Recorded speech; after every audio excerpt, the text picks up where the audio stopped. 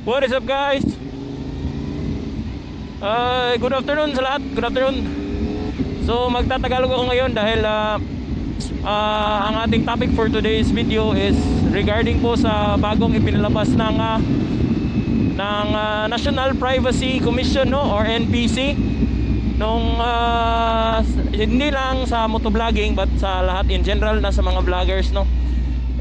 This act greatly will impact us dahil po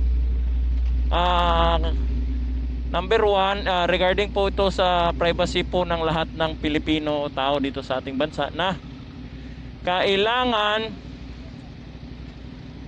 po na lahat ng makikita sa video na ipopost natin ay kagaya niyan sila, yung mga tao is kailangan po either may consent sa kanila or i-blur ang kanilang mga mukha, dahil pag sila po ay nagreklamo sa otoridad na na-violate yung privacy nila is matatamaan talaga yung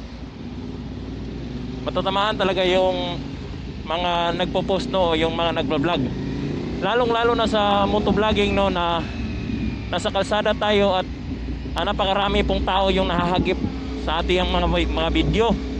So ayun, pwede po tayong makasuhan ng mga individual na nasama sa ating video kung sila po ay magrereklamo, no, o dapat po ay hingan sila ng pahintulot kagaya nitong nasa tabi ko. So kuya, ganun, kuya, pwede pa kitang i-post pag nag-confirm siya. So pwede na yan, pwede na natin siyang isama sa ating vlog. Otherwise guys, is dapat po natin i-blur ang kanilang mga mukha kung wala tayong pahintulot, no. Pero kung hindi naman sila magrereklamo, is wala naman pong violation. So yun nga lang, mag-ingat lang po tayo mga vlogger, kasi pag sila ginamit ng mga basher o haters ninyo po, babayaran sila para ireklamo kayo, yun lang, doon tayo patay, no? Kasi may multa, may kulong, pero may multa lang siya. Okay, di ba? Pag hindi ka magmulta, siyempre makukulang ka talaga. So yun guys, napaka malaking impact nun sa mga vlogger, no? Sa kagaya kong motovlogger, yan. So yan yung problema ngayon.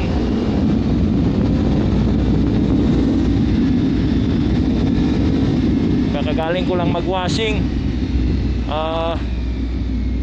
Last washing pa nito is yung endurance natin ng SMB, no. So napakatagal na, napabayaan ko na tong motor ko kasi na-busy sa buhay, no, sa negosyo pa rin at sa trabaho.